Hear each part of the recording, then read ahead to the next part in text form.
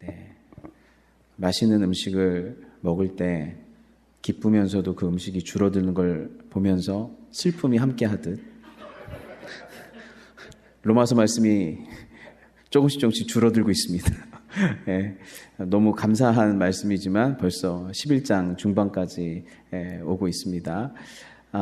오늘 말씀 여러분 저희가 로마서 개관할 때 로마서를 쓴 이유 중에 하나가 로마 교회를 향해서 로마 교회가 갖고 있는 큰 문제 중 하나가 무엇이었냐면 유대계 그리스도인들과 이방계 그리스도인들 간에 잘 섞이지 못하는 문화적으로나 또 주님을 섬기는 것에 있어서나 복음을 받아들이는 데 있어서 이 두 부류가 잘 섞이지 못하는 문제가 있었어요.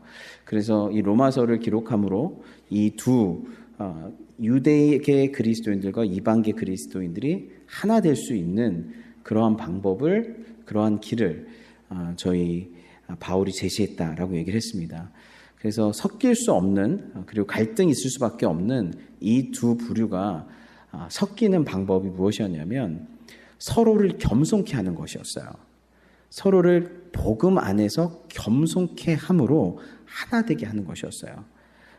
한쪽을 강하게 살리고 한쪽을 죽임으로도 하나가 될 수 있긴 해요. 근데 그것은 제대로 된 하나됨이 아니죠. 둘 다를 다 살리면서도 하나 될 수 있는 것은 서로를 복음 안에서 겸손하게 했을 때만 가능해요. 그래서 이 바울은 유대계 그리스도인들을 향해서 너희들이 참 감람나무의 가지들이었지만 예수 그리스도를 믿지 않고 자기의 율법적 자기의를 끝까지 붙들므로 말미암아 탈락하게 된 것, 그 교만으로 말미암아서 이스라엘이 구원에 온전히 참여하지 못한 것들을 예를 들면서 겸손해야 한다라는 얘기를 했고, 또 이방계 그리스도인들을 향해서는 너희는 원래 돌 감람나무였고 하나님의 원가지 언약의 백성이 아니었는데 너희들은 정말 은혜로 너희들의 본성을 거슬러 하나님께서 참 감람나무에게 젖붙임을 당했으니 정말 그거 은혜 아니겠는가. 그러면서 이 이방계 그리스도인들도 겸손하게 하고 은혜 가운데에서 또 이 이스라엘의 그 유대계 그리스도인들도 겸손하게 하면서 서로를 이렇게 하나가 되게 했습니다. 그래서 오늘 말씀은 좀 복잡해 보이는 것 같지만 겸손이라고 하는 키워드로 쭉 풀릴 수 있는 말씀이에요. 그래서 바울도 스스로를 낮추고 겸손하게 얘기를 합니다. 13절 말씀 보니까 내가 이방인인 너희에게 말하노라. 내가 이방인의 사도인 만큼 내 직분을 영광스럽게 여기노니, 이렇게 얘기하고 있죠. 이방인인 너희에게 말하노라. 이방계 그리스도인들에게 얘기하고 있는 거죠. 내가 이방인의 사도인 만큼 내 직분을 영광스럽게 여긴다. 여기서 여러분 그 바울의 겸손이 좀 느껴지시나요? 교만한 사람은 내 직분을 영광스럽게 웬만하면 잘 안 여겨요. 아직 부족하다. 더 올라갈 때가 남아있다. 아직은 좀 창피하다라고 생각하지 내 직분이 영광스럽다라고 생각하지 않아요. 실제로 바울 사도는 이방인의 사도여서 바울 사도가 사역하는 지역은 예루살렘과 온 유대를 벗어나 사마리아와 땅끝으로 가는 땅끝의 사역들이었어요. 복음을 하나도 모르는 그곳에 가서 맨 땅에 헤딩해야 하는 사역이었죠. 그래서 거기 가서 복음을 전혀 모르는 사람들한테 복음을 전하고 씨를 뿌리고 물을 주고 기경하고 그래서 한두 명이 나올까 말까 하고 막 이러한 사역들이었죠. 그런데 함께 있었던 사도들, 그 당시에 같이 있었던 사도들은 예루살렘과 예루살렘 주변 지역에 있었어요. 그래서 예수님을 따르는 많은 제자들과 사람들이 있었기 때문에 그래도 그들은 뭐랄까요, 그 그리스도인들의 어떤 지지와 후원 그리고 보호 그다음에 축복 속에서 사역들을 했었죠. 하지만 바울은 계속 변방으로 나갔던 거예요. 하지만 내가 변방으로 나가서 이방인들을 향해서 이렇게 힘든 사역을 하지만 자기는 자기의 직분을 영광스럽게 여긴다. 귀하게 여긴다. 라고 생각을 했습니다. 그래서 그 직분이 중심에 있는 게 아니라 변방에 있고 변방에서 을을 잘 쌓아가지고 경력을 잘 쌓아서 내가 다시 예루살렘으로 돌아오겠노라 한 것도 아니죠. 거기에서 변방을 향해서 나아가면서 또 더 복음이 없는 변두리 지역으로, 복음이 전혀 못 들은 또 땅끝으로 계속 더 낮은 곳, 더 주변의 곳, 더 예수님을 모르는 곳을 향해서 바울은 이렇게 간 것입니다. 그러면서도 그것을 자기는 영광스럽게 여긴다. 내 직분을 기쁘게 여긴다. 라고 생각했습니다. 여러분의 직분을 영광스럽게 지금 여기고 계시죠?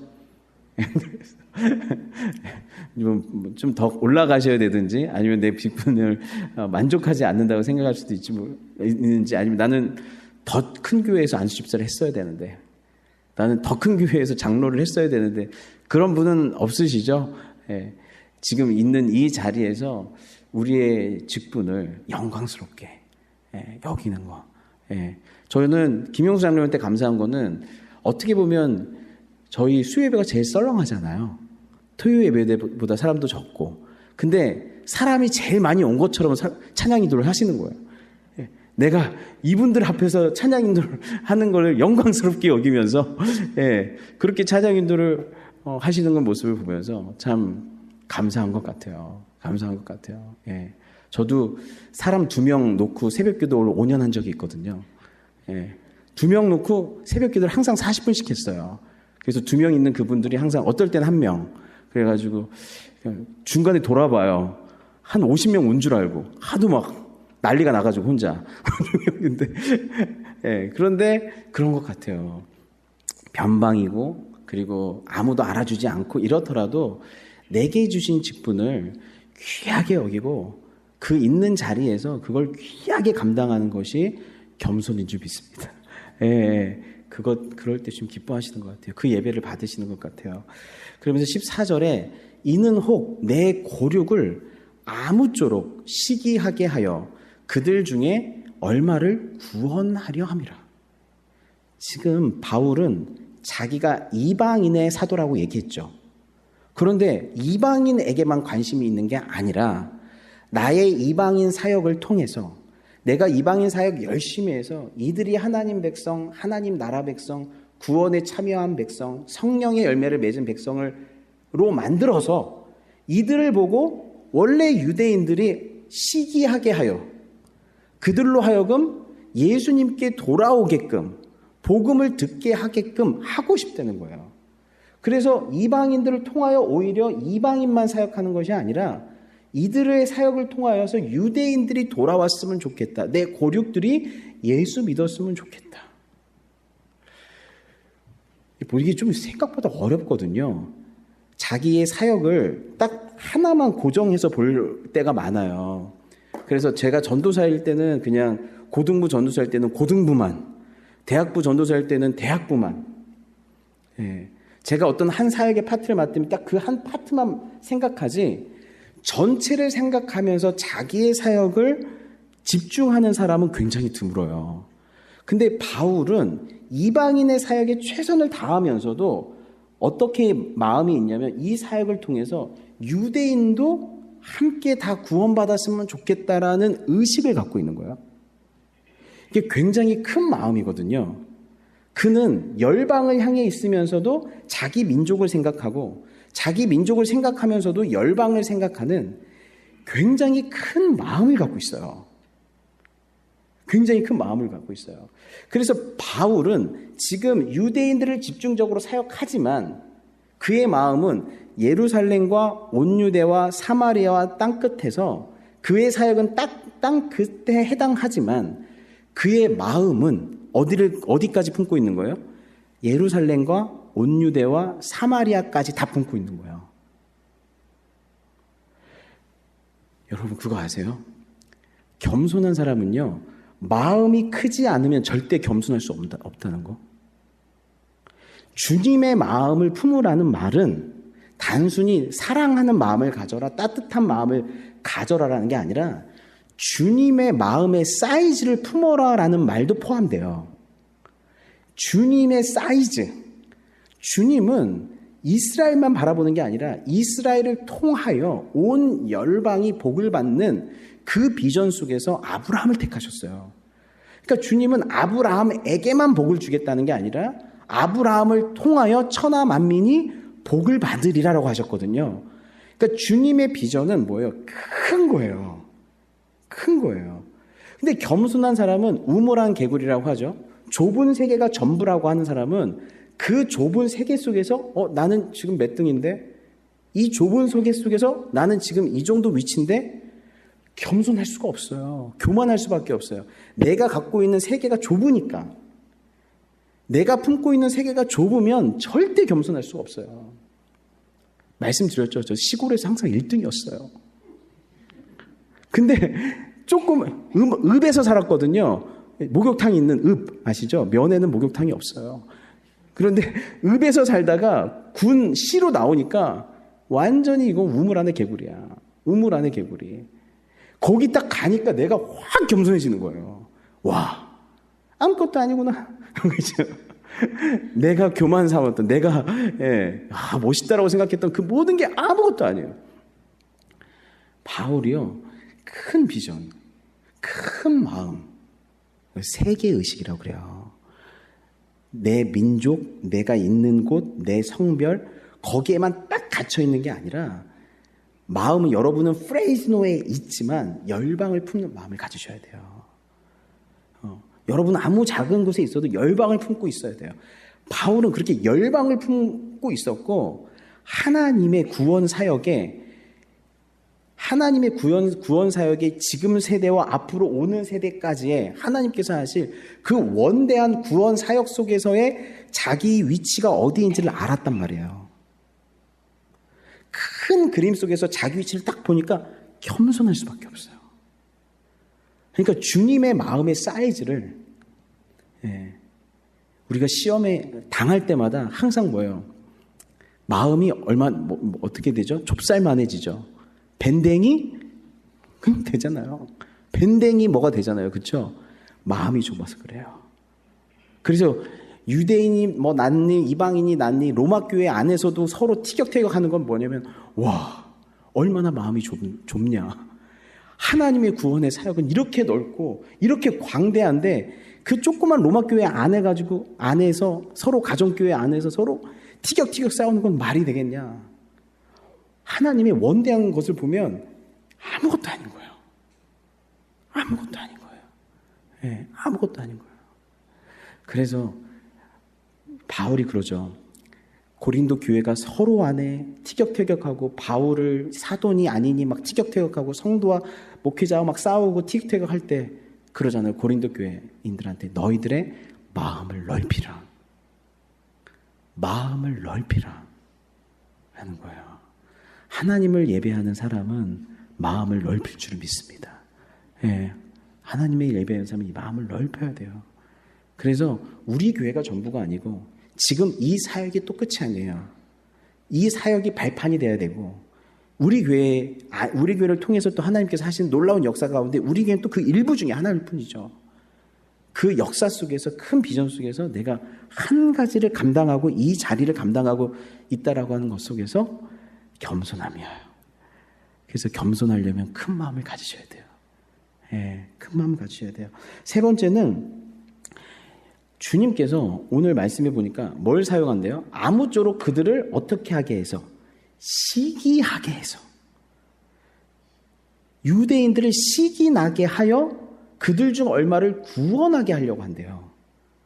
정말 재밌는 거는 하나님이 시기하는 방법을 통해서 역사하신다라는 것이죠. 그래서 이 시기심이 이 유대인들이 예수님을 믿고 하나님 나라를 경험하고 성경의 열매를 맺는 그 모습들을 보면서 구약의 약속을 성취하는 모습들을 보면서 이거 원래 우리 건데 내가 누려야 할 건데 우리에게 주신 언약인데 나도 저러한 기쁨, 행복, 담대함 속에 살아가고 싶다라고 하는 시기함 때문에 시기함이 동기가 돼요. 시기함이 소원함이 되고 그 소원함으로 주님께 돌아오도록.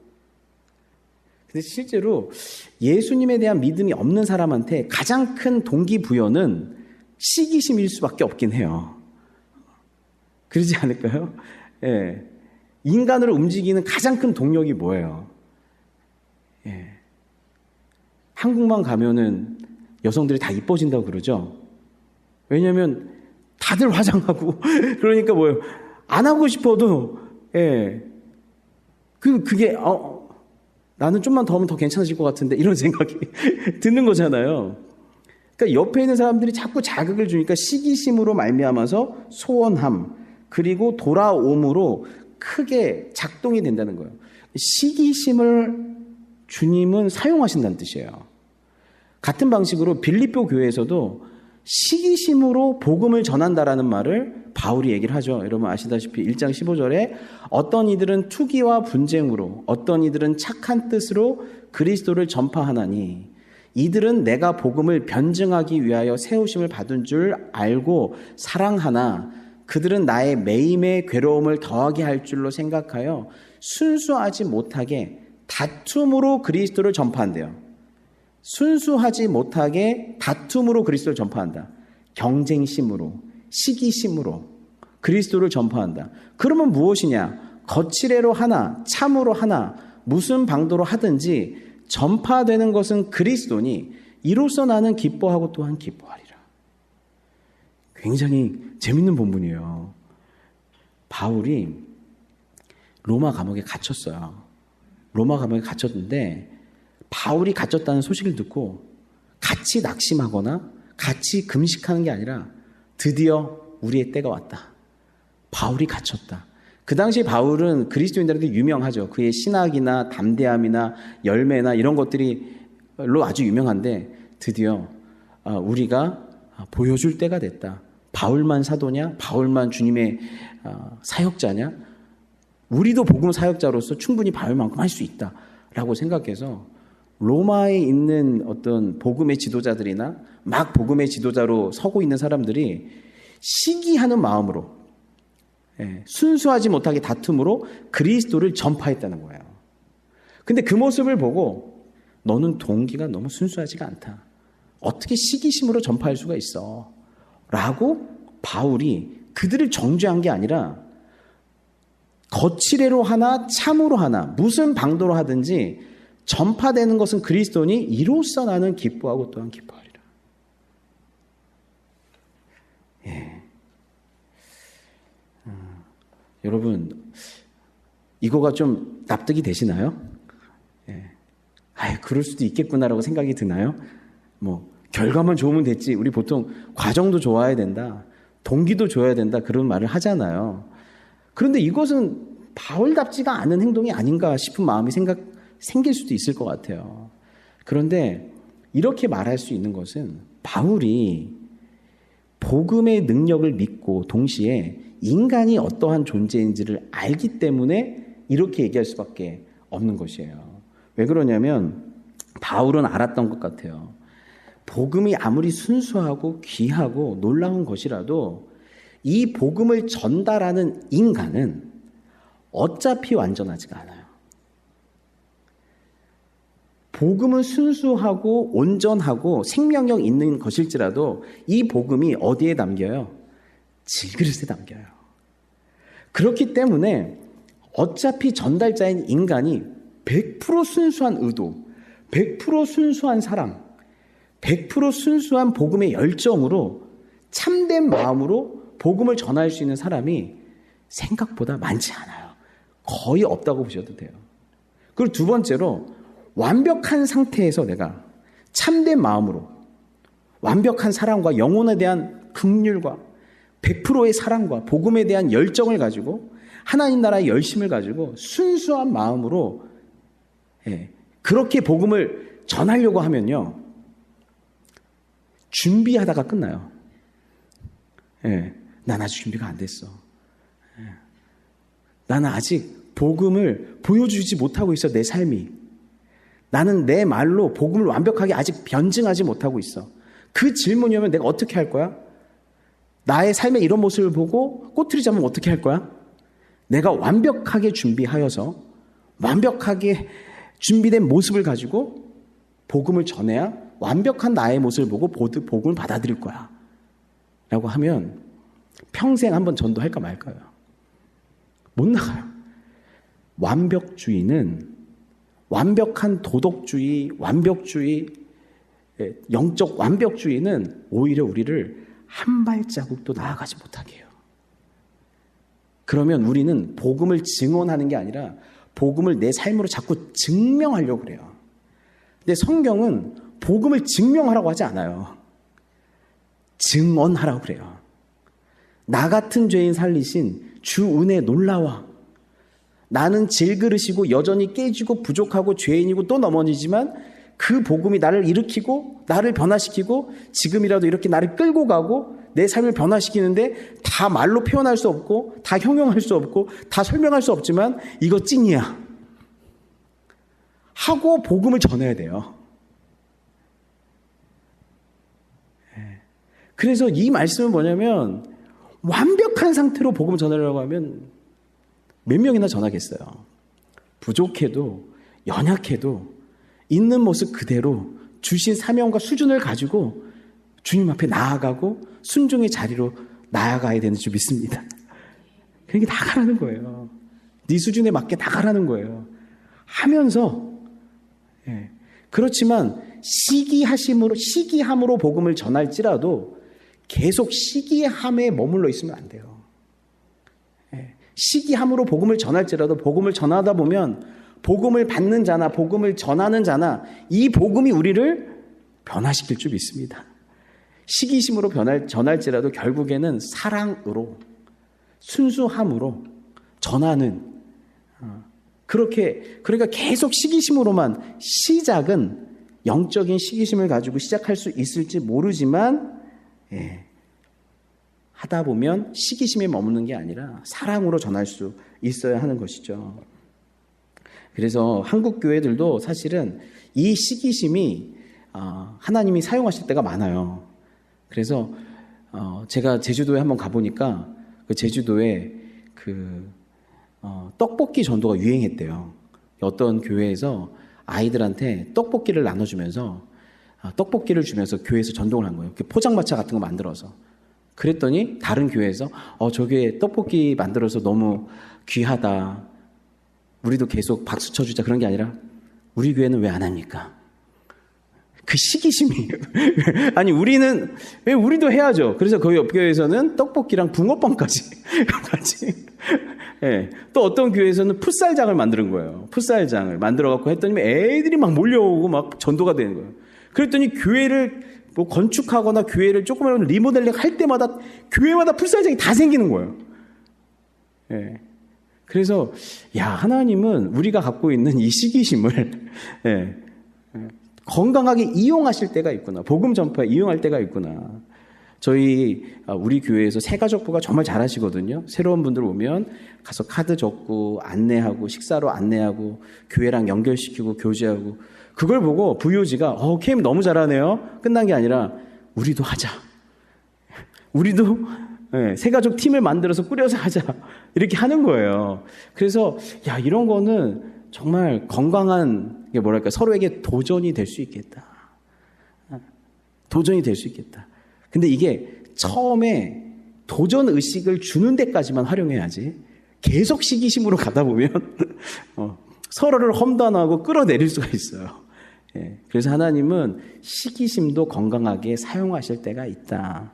하지만 시기에서 머무는 게 아니라 그게 하나님의 열심으로 하나님의 사랑으로 전환되는 저와 여러분 다 되시기를 바랍니다. 그리고 17절 말씀 보니까 또한 가지 얼마가 꺾이었는데 돌 감람나무인 내가 그들 중에 젖붙임이 되어 감람나무 뿌리에 진액을 함께 받는 자가 되었대요. 참 감람나무에서 예수를 믿지 아니함으로 이스라엘 백성들의 일부가 꺾여져 나갔는데 우리는 돌 감람나무인데 그냥 아무런 열매도 못 맺고 밑에 있는 양분은 다 뺏어 먹는 그런 돌 감람나무였는데 우리가 돌 감람나무에서 끊어져서 어디에 젖붙임이 됐어요? 참 감람나무에 언약 공동체에 예수 그리스도의 몸에 젖붙임이 되어 뿌리의 진액을 함께 받는 자가 되었다. 그게 우리가 됐대요. 뿌리의 진액을 함께 받는 자, 예수 그리스도로부터 공급받는 자, 하나님으로부터 공급받는 자, 그 사랑과 은혜와 긍휼을 공급받는 자가 되었다는 거예요. 그러면서 이 공급받는 자가 되어서 그 가지들을 향하여 자랑하지 말라. 자랑할지라도 내가 뿌리를 보존하는 것이 아니요 뿌리가 너를 보존하는 것이라. 그 가지가 이렇게 공급받아서 열매를 맺는 거예요. 구원의 열매와 생명의 열매를 맺는데 이 가지가 또 교만해져서 자기 힘으로 내가 믿어서 나의 열심으로 열매를 맺은 줄 알고 자랑하면 안 된다는 거예요. 또 이스라엘의 죄에 빠진다는 거예요. 그러면서 내가 뿌리를 보존하는 것이 아니요 뿌리가 너를 보존한다. 뿌리가 너를 살리고 뿌리가 너를 열매 맺게 한다. 그러니까 누구 덕분이다. 네가 맺는 게 아니라 네가 연결된 뿌리, 그 나무 덕분이라는 거예요. 그러니까 내가 나된 것이 어떤 것인지를 알아라 라고 얘기하고 있어요. 예.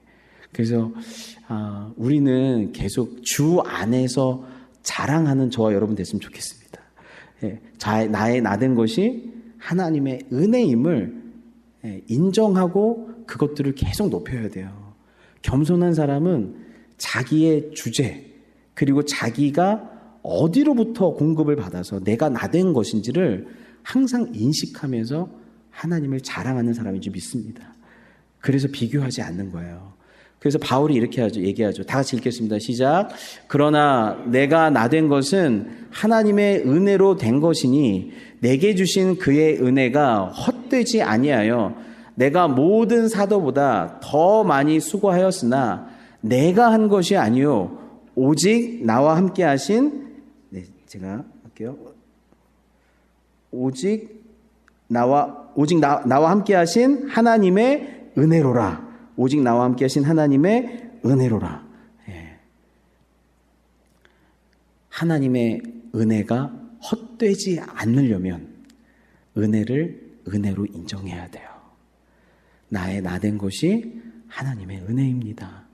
라고 고백하고 인정하고 그래야 될 줄 믿습니다. 그래서 항상 그 은혜를 의식하면서 살아가는 것이죠.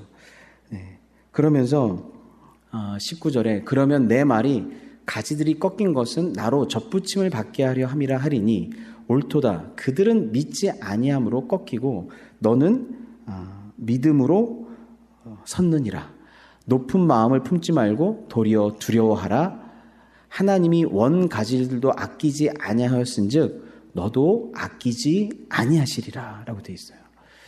그래서 원 가지들도 꺾였다. 그들의 교만 때문에 그들이 믿지 않음으로 꺾였다.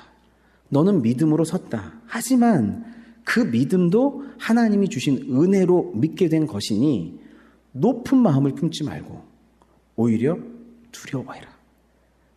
내가 잘나서 내 의지로 내 열심으로 내 믿음 때문에 내가 구원받았고 너는 구원 못 받은 거야 라고 자기 의라는 건 항상 자기 행위를 앞세워 다른 사람과 나를 구별하는 거거든요. 그런데 그런 높은 마음을 품지 말라는 거예요. 그러니까 하나님의 모든 것이 은혜라고 하면 높은 마음이 거기서 딱 가라앉게 되는 거죠. 그리고 도리어 두려워해라 라고 얘기하고 있어요. 도리어 두려워해라.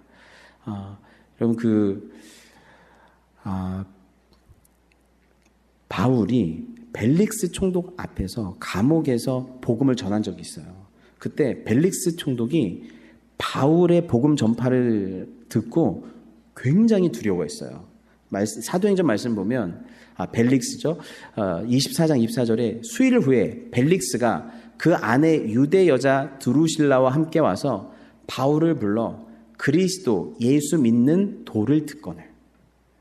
벨릭스가 너 한번 얘기해봐. 네가 목숨 걸고 전하는 그 예수 그리스도를 믿는 도가 뭔지를 한번 얘기해보라고 아내와 함께 와서 바울 앞에서 그걸 들은 거예요.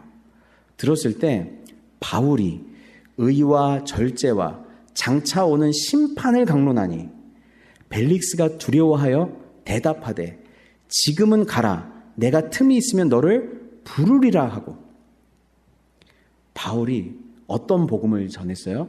의와 절제와 장차 오는 심판을 강론했대요. 믿음의 도에 의와 절제와 장차 오는 심판이 들어있는 거예요. 예수를 믿음으로 말미암아 의로워지는 길, 예수를 믿음으로 말미암아 용서받고 구원받는 그 의를 전했고, 예수 믿고 나서 내가 죽고 예수로 사는 절제의 삶에 대해서 전했고, 그리고 결국 살다가 결국 우리가 하나님의 심판대 앞에 설게 될 것, 하나님의 종말의 때가 올 것을 전했어요. 믿음의 도, 믿음의 삶, 믿음의 결국을 다 전한 거예요. 그 복음을 딱 듣고 벨릭스가 어떻게 했대요? 두려워했대요. 두려워했대요. 근데 여러분, 두려우면 예수님을 믿을 수 있을 것 같잖아요. 두려우면 예수님을 받아들일 수도 있을 것 같잖아요. 그런데 두려움만으로는 예수님을 진심으로 받아들이고 참 감람나무에 접붙임이 되지를 않아요. 그 순간에는 두려웠는데 26절 보니까 동시에 또 바울에게서 돈을 받을까 바라는 고로 더 자주 불러 같이 이야기하더라. 복음에 대한 두려움, 하나님의 심판에 대한 두려움도 있었지만 동시에 어떤 마음이 있어요? 욕심이 있는 거예요. 바울 입장에서는 이 인간이 진짜 복음에 관심이 생겼나? 믿음이 생겼나? 마음이 열리는 거 아닌가? 왜 나를 자꾸 이렇게 부르지? 근데 벨릭스의 진짜 마음은 뭐예요? 두려움보다 점점 뭐가 더 커져요? 욕심이 더 커져요. 이태가 지난 후 보르기오 베스도가 벨릭스의 소염을 이어받았으니 벨릭스가 유대인의 마음을 얻고자 하여 바울을 구류하여 두니라. 이 땅에서 유대인의 마음을 얻고자 하여 바울을 또 이용해요. 미래의 두려움은 현재의 욕심을 못 이긴다는 거예요. 미래의 두려움은 지금 눈앞에 있는 욕심을 못 이겨요.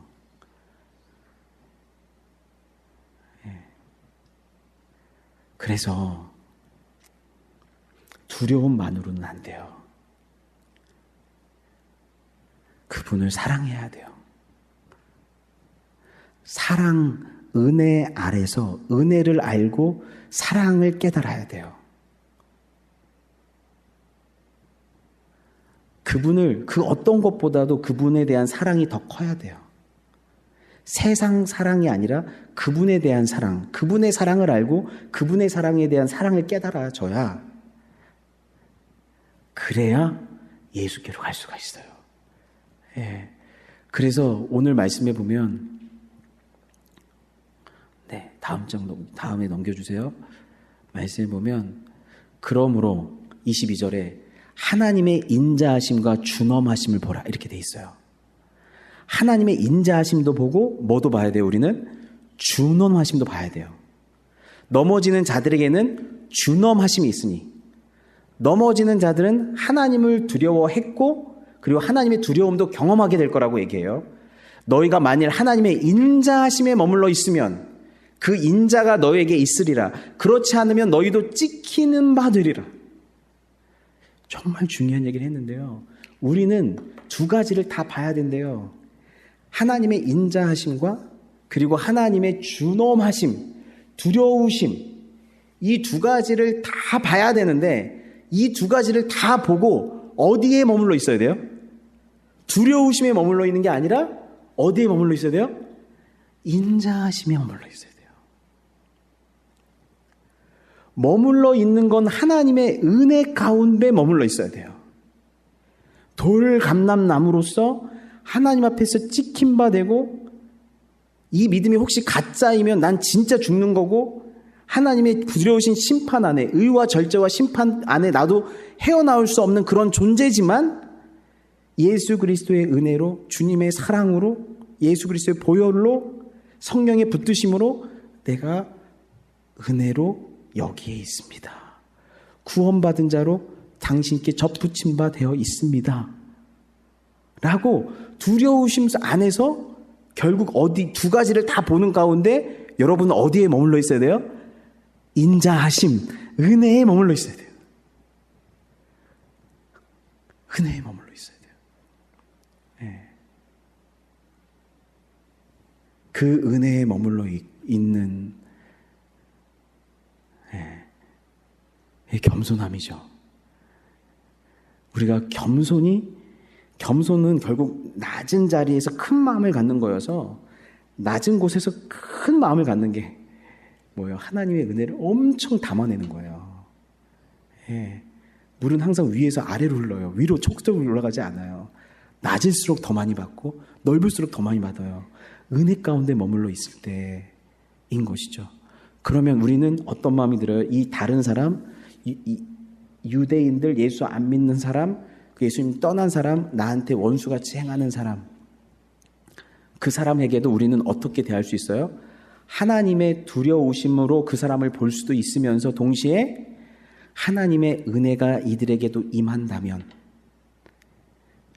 나 같은 자도, 나 같은 죄인도 주님이 찾아오시고 나를 변화시키시고 예수 믿게 해서 접붙이셨는데, 이 사람들도 분명 하나님의 은혜로 바뀔 수 있고 돌아올 수 있고 회복할 수 있고 열매 맺을 수 있다. 이게 인자하심에 머물러 있는 사람의 관점이에요. 내가 잘 믿었고 나는 특별하고 나는 놀라운 믿음의 소유자에서 나는 구원받았다의 자랑이 아니라 내가 은혜로 여기 있기에 당신에게도 하나님의 은혜가 임한다면 놀라운 기적, 본성을 거스르는 기적, 생명이 임하는 기적, 변화의 기적이 당신에게도 있을 수 있습니다. 은혜의 관점으로 그들을 바라볼 수 있고 그들을 대할 수 있는 것이죠. 그래서 이방인들에게 너는 유대인들을 은혜의 관점으로 바라보라고 얘기하고 있는 거예요. 그래서 23절에 그들도 믿지 않은데 머무르지 아니하면 접붙임을 받으리니, 이는 그들을 접붙이실 능력이, 그들도 믿지 아니하는데 머무르지 아니면, 이렇게 어렵죠 말이. 믿지 아니하는데 머무르지 아니니까 믿는다면 이런 거죠, 그죠? 그들도 믿는다면 접붙임을 받으리니, 비록 가지로부터 잘려 나갔지만 그들도 믿는다면 접붙임을 받으리니, 이는 그들을 접붙이실 능력이 나한테 있는 게 아니라 누구한테 있어요? 하나님께 있습니다. 하나님께 있습니다. 그래서 여러분, 겸손한 사람은 절대 사람을 함부로 판단하고 규정하고 심판하지 않아요. 너는 끝이야. 너는 더 이상 안 돼. 너는 구제불능이야. 넌 지옥이야. 이런 말 할 수 없어요. 내가 은혜로 하나님의 능력으로 여기에 있기 때문에 겸손한 사람은 뭘 믿어요? 나는 부족하고 연약하지만 하나님의 크심과 하나님의 능력과 하나님의 섭리를 믿는 줄 믿습니다. 여러분 안에서 심판이 끝난 사람 있죠? 여러분 안에서 이미 재단하고 절단내고 너는 그런 인간이야라고 규정된 사람들 있죠? 넌 더 이상 구제불능이야라고 여러분이 이렇게 결론 내린 사람들 있죠? 그렇다고 하면 우리는 엄청 교만한 거예요. 그렇다고 하면 우리는 하나님의 능력은 거기까지입니다. 이 사람을 못 변화시킬 정도입니다라고까지 하나님의 능력을 딱 제한시켜 놓는 거예요. 하나님의 능력을 내가 판단해버린 거예요. 그거 얼마나 교만해요. 근데 그들을 접붙이실 능력이 누구한테 있습니다? 하나님께 있습니다. 하나님은 하실 수 있습니다. 하나님은 하실 수 있습니다. 사람으로는 할 수 없지만 하나님은 하실 수 있습니다. 내가 돌감람나무의 찍힘을 받고 본성을 거슬러 좋은 감람나무의 접붙임을 받았으니 내 본성으로는 예수께 갈 수 없다는 거예요. 내 본성으로는 네가 죄인이라고 얘기하고 있는 진리 앞에 나를 숙일 수 없다는 거예요. 내 본성으로는 예수님을 주인 삼을 수 없다는 거예요. 내 본성으로는 진리의 귀를 열 수 없다는 거예요. 내 본성으로는 교회 공동체에 속할 수가 없다는 거예요. 내 본성으로는 자기를 부인하고 십자가를 지는 삶의 방식을 택할 수가 없다는 거예요. 그런데 본성을 거슬러 감람나무의 젖붙임을 받은 이 모든 건 하나님의 의지와 은혜의 역사인 줄 믿습니다. 놀라운 설득과 인도하심과 역사하심 가운데 젖붙임을 받았어요. 그러니 원 가지인 이 사람들이야 얼마나 더 자기 감람나무의 젖붙이심을 받으랴. 이 마음이 은자하심에 머물러 있는 겸손한 사람들의 마음이라고 주님 얘기하시는 줄 믿습니다. 예, 그래서 겸손한 마음으로 우리 신앙생활하고 겸손한 마음으로 주님의 큰 마음을 갖고 겸손한 마음으로 나의 나된 것을 주님 앞에 인정하고 겸손한 마음으로 내가 여기에 온 것이 은혜이니 당신도 변화될 수 있고 당신도 새로워질 수 있고 당신에게도 하나님께서 놀라운 새로운 주님의 이야기를 쓰실 수 있습니다 라고 고백하는, 혹시 나를 판단하신 분은 없죠? 나는 끝났다. 나는 여기까지다. 내 인생의 하나님의 역사에는 왕년은 다 지나갔다. 여러분, 젊었을 땐 제가 열심히 했는데요. 저의 왕년은 여러분, 주님을 판단하시면 안 됩니다. 하나님에게 능력이 있습니다. 우리 하나님을 제한하지 맙시다. 하나님을 제한하지 않는 게 겸손이에요. 기도하겠습니다.